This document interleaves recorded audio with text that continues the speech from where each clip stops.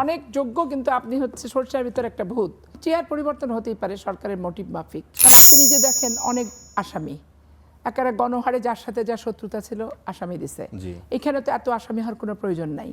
এখানে রাষ্ট্রের কর্তা ব্যক্তিরা যাদের নির্বাহী আদেশ দিয়ে যে কোনো ঘটনা ঘটায় এবং যারা ওই নির্বাহী আদেশটা মেনে ঘটিয়েছে, সেগুলো আপনি সংগঠন হিসেবে চিন্তা করলে সেখানে মন্ত্রী, মিনিস্টার এবং তাদের কেন্দ্রীয় অঙ্গ সংগঠনের নেতারা হতে পারে, কিন্তু একটা ওয়ার্ড আওয়ামী লীগ সে তো আর সরকারকে নিয়ন্ত্রণ করে না। দেখা যাচ্ছে যে তারাও আসামি।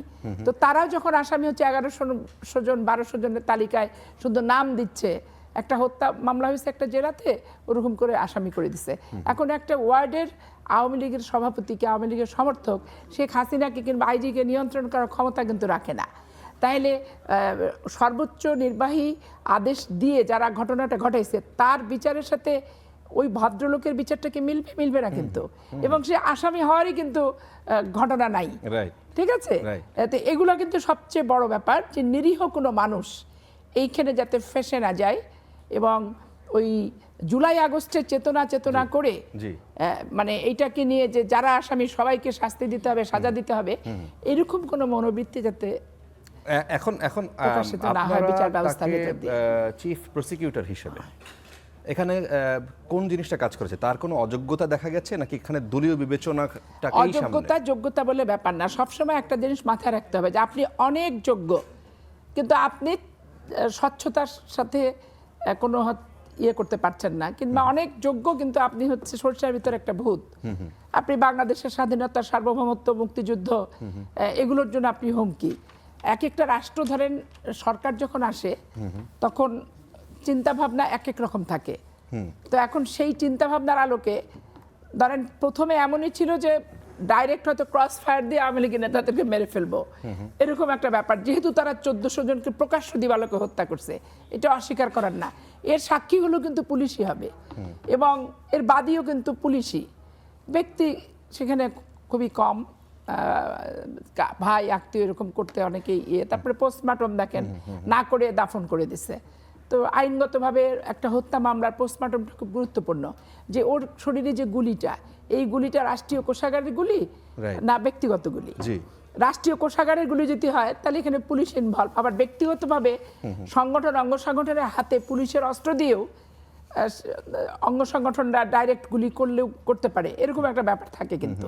তো এই যে এগুলো প্রমাণের জন্য যে বিষয়গুলা, তথ্য উপাত্ত এবং যে ইয়েগুলা, সেগুলো সঠিকভাবে উপস্থাপন করে শুধুমাত্র ধরেন যে জাতিসংঘের প্রতিবেদন কিংবা এটা ওটার না, এটা তো আপনার চাক্ষুষ সাক্ষীরও একটা ব্যাপার থাকে, এবং সেগুলো আনতে হয় এভিডেন্স অ্যাক্ট থেকে শুরু করে সবকিছুতে। তো এই জন্য এইটা যোগ্যতা অযোগ্যতার পরিবর্তন না, এখানে আরো স্বচ্ছ কিভাবে করা যায় সেটার হচ্ছে একটা ব্যাপার। কারণ এখানে আপনি দেখেন তাজুল ইসলাম ইসলামী ছাত্র শিবির করতো রাজশাহী বিশ্ববিদ্যালয়ে, তারপরে সে কাদের মোল্লার ফাঁসির একটা মাত্র মামলা সে করছে। কাদের মোল্লার আইন, কাদের মোল্লা তো না, আমার দেলোয়ার হোসেন সাইদি সাহেবের, আমার সাথে জেলখানায় সে সময় তার দেখা হয়েছিল, যে দেলোয়ার হোসেন সাইদি সাহেবের আইনজীবী হিসেবে সে সেখানে গেছে। কিন্তু ট্রায়াল লয়ার হিসেবে যে খুব ব্যাপক সুখ্যাতি সেটা কিন্তু না। এখন ধরেন জামাত আওয়ামী লীগকে ফাঁসি দিচ্ছে, আওয়ামী লীগ জামাতকে ফাঁসি দিচ্ছে, এরকম একটা ব্যাপার চলে আসতেছে। তো এইখান থেকে অন্ততপক্ষে ওই যে রেষারেষি, পরস্পর যে প্রতিহিংসার যে ব্যাপারটা, বিএনপি এটাকে দিলে এটা করে ওইটা না, বিএনপি তো দিবে না, এখানে আইন দেবে। আইন দেবে, এবং আইনের যথার্থ প্রয়োগের ভিত্তিতে তথ্য উপাত্ত জনসমক্ষে উপস্থাপনের মাধ্যমে সেটা ট্রায়াল হবে। এটা বিএনপি কি অমক কি তমক এরকম না। এখন পর্যন্ত যে প্রক্রিয়ায় এগোচ্ছে, আপনারা আন্তর্জাতিক অপরাধ ট্রাইব্যুনাল যখন আওয়ামী লীগের সময় হয়, যখন যুদ্ধাপরাধ এই বিষয়টাকে সামনে এনে যখন তাদেরকে ফাঁসি দেওয়া হয় এবং বিচারের যে প্রক্রিয়াটা অবলম্বন করা হয়, সেইটার সাথে নতুন ওনারা আসার পরে নতুন যে আবার এই যে অপরাধ ট্রাইব্যুনাল হলো, ওনাদের যে ট্রাইব্যুনালের যে কার্যক্রম, সেখানে আপনারা মৌলিক কোনো পার্থক্য দেখেন কিনা, এবং দুইটার কোনো পার্থক্য আপনারা খুঁজে পান কিনা? তাজুল সাহেবকে চেঞ্জ করার আর বর্তমান নিয়োগটা না, নিয়োগের কথা বলছি না, আগের ট্রাইব্যুনাল আর এই ট্রাইব্যুনাল এতদিন পর্যন্ত যেটা চলেছে। দেখেন আপনি একটা জিনিস, বাংলাদেশের ট্র্যাডিশন, যারাও বলবে আমাদের উপরে অন্যায়ভাবে ফাঁসি চালাইছে, আর এখন যারা ফাঁসি হচ্ছে, অর্ডার হচ্ছে, যাদের বিপক্ষে যাচ্ছে, তারা বলবে যে আমাদের উপর চাপাই দিচ্ছে। এই যে পরস্পর দোষারোপের যে ব্যাপারটা, ক্যাঙ্গারু ট্রায়াল, এটা সরকারের মদতপুষ্ট একটা কোর্টের মাধ্যমে, এগুলো তো আমাদের পলিটিক্যাল অনেক দৃষ্টান্ত বাস্তবিক অর্থেও আছে, আবার অনেক জিনিস সুন্দরভাবে হওয়ার পরে হয়তো আমি কালিমা লেপনটা করে দিলাম। এখন হয় কি একটা চেয়ারে তাজুল ইসলামের যে খুব ডিফেক্টিভ ছেলে কি খুব খারাপ কিছু করে ফেলেছে সেটা না, এখন চেয়ার পরিবর্তন হতেই পারে সরকারের মোটিভ মাফিক। জি জি, এইটাই। আচ্ছা এটা স্বাভাবিক একটা প্রক্রিয়া হিসেবে ধরাটাই হবে উত্তম। আচ্ছা আচ্ছা, তাহসিন আর রিয়াজ। স্বচ্ছ অস্বচ্ছ কতটুকু হবে, কে যোগ্য কে অনুপযুক্ত, এটা পরবর্তী পর্যায়ে।